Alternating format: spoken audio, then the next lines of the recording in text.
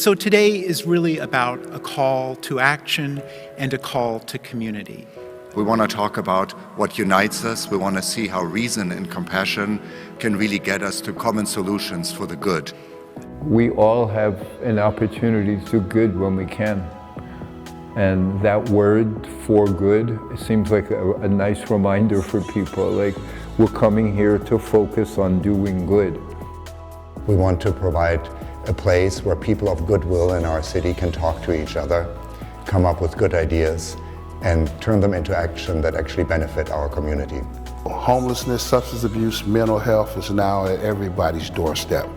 So that's the common thing that is bringing people together, and I feel that people a long time ago say, hey, that never happened to my kids or to somebody I know, but it's happening to everybody, and there's conversations now. Neighbors caring for neighbors is a practice from time immemorial. It's coded in our DNA and our culture, and yet we don't have enough physical space and emotional space to be able to reinforce that, to stimulate it, to acknowledge it, to amplify it. Institutions like St. Anthony's have this distinctive ability, the flexibility to engineer these spaces. It's a piece of a puzzle of we're going to provide goodwill services, food, shelter, clothes, help to anybody. So that's an incredibly open-hearted model, and it's one of the ways that we overcome all the divisiveness. I was out there for 40 years, stuck on crack. Came here, St. Anthony's treated me like I was a human being. St. Anthony's contributes by showing people how to treat the least among us with dignity and goodwill. We used to call this the miracle on Jones Street, because you can come here and change your whole life. We felt that Franciscan thought and experience, lived experience at St. Anthony's could really inform the dialogue in our city for solutions for the greater good. With the opportunity of getting recovery, I was employed.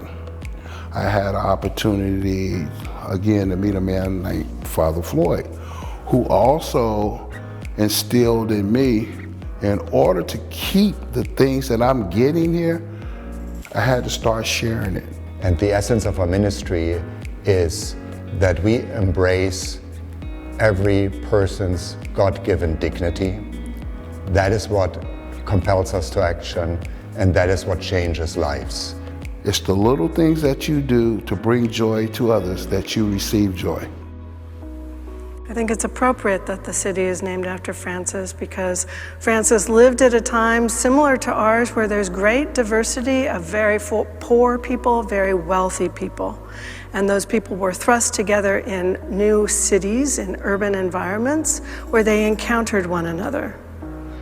And that's why St. Anthony's Foundation is such an important part of the fabric of San Francisco, because if we don't continue to elevate the conversation, we will all turn into a walk by, look away community. We need to become really knowledgeable of what it means to live together and to be open in that process. And so there is a great progression here. It's about building that trust, and we know that everybody's path is different. It could take a long time, but it's not our place to judge, or we are just here to walk hand in hand.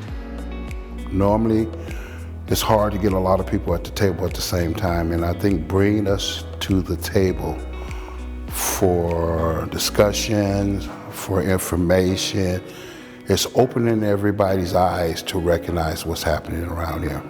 An important message that I have learned today is that we really need to put people at the center of what we do. And this idea of Forum for Good, a community without an algorithm, means that we actually focus on dialogue, and dialogue means listening to each other, understanding each other, and probably forgiving each other.